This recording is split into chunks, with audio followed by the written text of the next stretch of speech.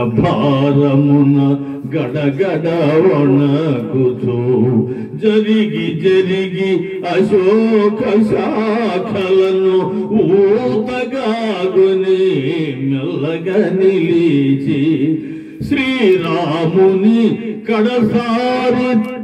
తలచుకొని తన మెడ జడతో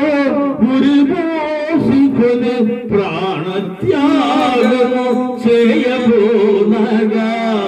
శుభశకునములు తోచులుంతగా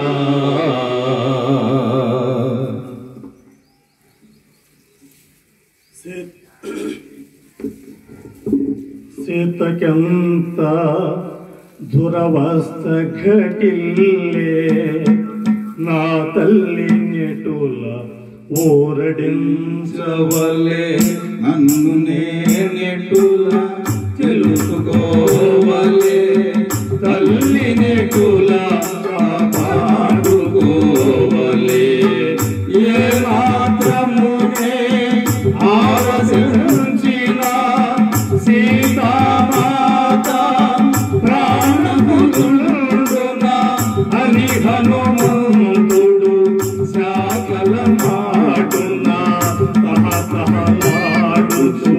మెదల సాగెను నన్ను గని జానకి బెదరక ముందే పలికద సీతా